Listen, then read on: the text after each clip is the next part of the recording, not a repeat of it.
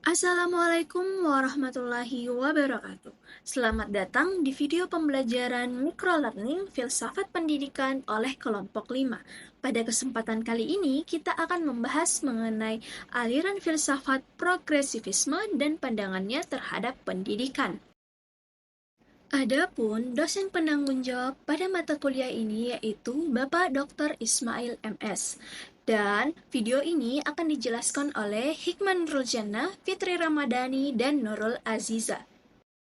Tujuan video pembelajaran ini yaitu menjelaskan pengertian filsafat progresivisme, menyebutkan tokoh-tokoh dalam aliran filsafat progresivisme, menjelaskan prinsip dasar aliran filsafat progresivisme, menjelaskan kelebihan dan kekurangan aliran filsafat progresivisme. Dan yang terakhir yaitu menjelaskan implikasi penerapan aliran filsafat progresivisme dalam dunia pendidikan. Progresivisme berasal dari kata progres yang berarti kemajuan dan isme yang berarti aliran. Sehingga secara bahasa progresivisme berarti aliran yang memungkinkan kemajuan secara cepat. Progresivisme adalah pandangan yang menekankan bahwa pengetahuan yang benar saat ini bisa berubah di masa depan. Artinya, apa yang kita anggap benar atau pengetahuan yang dianggap benar pada saat ini mungkin saja akan berubah pada seiring waktu berjalan, karena ada penemuan baru ataupun adanya perkembangan teknologi. Aliran filsafat progresivisme memandang pendidikan bukanlah sekadar pemberian sekumpulan pengetahuan kepada subjek didik, tetapi hendaklah berisi aktivitas-aktivitas yang mengarah pada pelatihan kemampuan berpikir mereka sedemikian rupa. Sehingga aliran ini memandang pendidikan sebagai pelatihan berpikir, bukan sekadar transfer pengetahuan. Selanjutnya, tokoh-tokoh penggagas aliran progresivisme. Untuk tokoh yang pertama yaitu William James.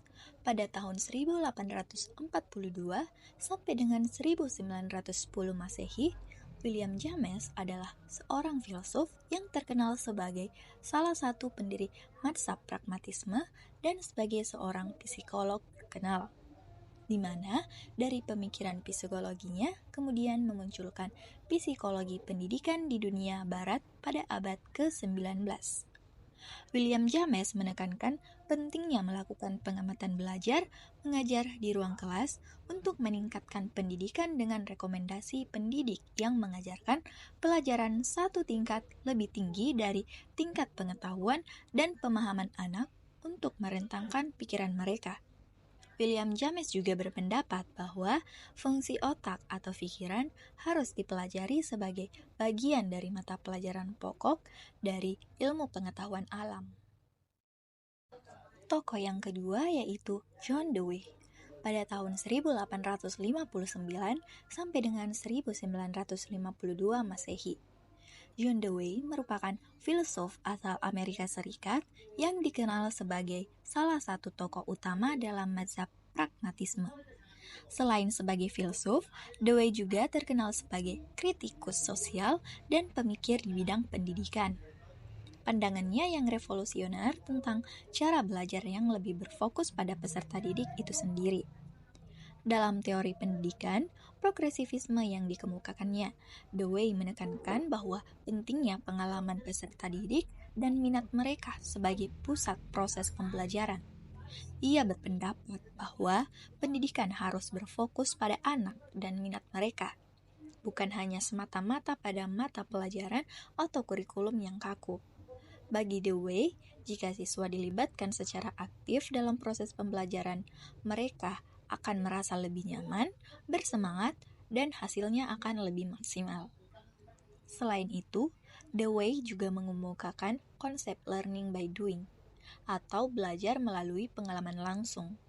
Cara inilah yang paling efektif untuk mempelajari sesuatu, yaitu dengan terlibat langsung dalam aktivitas tersebut, bukan hanya dengan mempelajarinya secara teoritis atau melalui ceramah.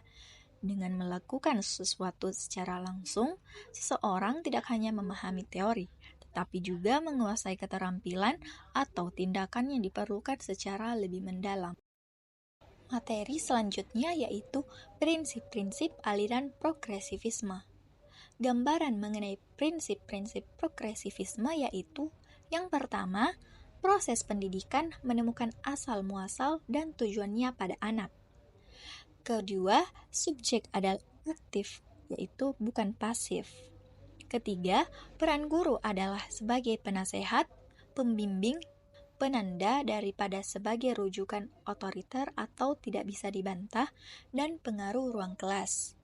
Keempat, sekolah adalah sebuah dunia kecil atau miniatur masyarakat besar. Kelima, aktivitas ruang kelas memfokuskan pada pemecahan masalah daripada metode-metode artifisial atau buatan untuk pengajaran materi kajian. Yang terakhir, atmosfer sosial sekolah harus kooperatif dan demokratis. Pandangan aliran filsafat progresivisme terhadap pendidikan. Yang pertama, yaitu pendidikan. Pendidikan harus memberikan keterampilan dan alat-alat yang bermanfaat untuk berinteraksi dengan lingkungan yang berada dalam proses perubahan secara terus-menerus. Pendidikan harus relevan dengan kehidupan nyata peserta didik, sehingga mereka dapat menerapkan pengetahuan yang diperoleh dalam situasi sehari-hari. Progresivisme percaya bahwa setiap individu memiliki potensi unik yang perlu dikembangkan melalui pengalaman langsung dan interaksi sosial. Selanjutnya, kurikulum. Progresivisme memandang kurikulum sebagai pengalaman mendidik, bersifat eksperimental, dan adanya rencana serta susunan yang teratur. Kurikulum progresivisme dirancang untuk fleksibel dan responsif terhadap kebutuhan serta minat peserta didik. Alih-alih hanya berfokus pada pengajaran materi akademis, kurikulum ini mencakup pengalaman belajar yang melibatkan kolaborasi, eksplorasi, dan proyek praktis. Selanjutnya yaitu pendidik. Guru menurut pandangan filsafat progresivisme adalah sebagai penasihat, pembimbing, pengarah, dan bukan sebagai orang pemegang otoritas penuh yang dapat berbuat apa saja atau otoriter terhadap muridnya. Selanjutnya atau yang terakhir yaitu peserta didik. Teori progresivisme menempatkan peserta didik pada posisi sentral dalam melakukan pembelajaran, karena murid mempunyai kecenderungan alamiah untuk belajar dan menemukan sesuatu tentang dunia di sekitarnya. Selanjutnya, ada beberapa kelebihan pada filsafat progresivisme, yaitu siswa diberi kebebasan untuk mengembangkan bakat dan kemampuannya, siswa diberi kebebasan untuk mengemukakan pendapatnya, siswa belajar untuk mencari tahu sendiri jawaban dari masalah atau pertanyaan yang timbul di awal pembelajaran, kemudian membentuk output yang dihasilkan dari pendidikan di sekolah, memiliki keahlian dan kecakapan yang langsung dapat diterapkan di masyarakat luas, dan nilai-nilai yang dianut bersifat fleksibel terhadap perubahan. Adapun kekurangan pada filsafat progresivisme yaitu progresivisme mengabaikan kurikulum yang telah ditentukan yang menjadi tradisi sekolah. Kemudian progresivisme mengurangi bimbingan dan pengaruh guru sehingga siswa memilih aktivitas sendiri. Siswa menjadi orang yang mementingkan diri sendiri, ia menjadi manusia yang tidak mau memiliki self-disiplin dan tidak mau berkorban demi kepentingan umum. Dan progresivisme terlampau menekankan pada pendidikan individu, sehingga kelas yang ada pada sekolah progresif artifisial atau dibuat-buat dan tidak wajar. Implikasi penerapan aliran filsafat progresivisme dalam pendidikan. Yang pertama, menunjukkan suasana kelas modern, di mana pembelajaran interaktif dan kolaboratif menjadi fokus utama. Hal ini membuat siswa aktif terlibat dalam proses belajar, sehingga mereka tidak hanya menjadi pendengar pasif, tetapi juga ikut berpartisipasi, berpikir kritis, dan bekerja sama untuk memecahkan masalah. Yang kedua yaitu guru menghargai potensi anak dan hanya berperan sebagai fasilitator, pembimbing, dan pengarah. Di sini, guru tidak bertindak sebagai sumber utama pengetahuan, melainkan membantu siswa menemukan pengetahuan sendiri dengan mendampingi mereka dalam proses belajarnya. Ketiga, pendidik dituntut untuk mendidik peserta didik memiliki karakter yang baik dan melakukan kegiatan yang positif. Pendidik harus mampu menanamkan nilai-nilai moral, etika, dan kepribadian yang positif pada siswa. Selain itu, pendidik juga diharapkan dapat mengarahkan siswa untuk melakukan berbagai aktivitas yang bermanfaat dan mendukung perkembangan diri mereka. Keempat, kerjasama dan toleransi terhadap sudut pandang yang berbeda.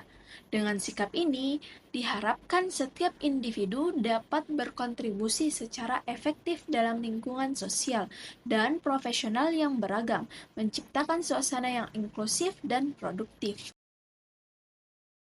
Demikianlah video microlearning yang kami sampaikan. Sampai jumpa di video selanjutnya.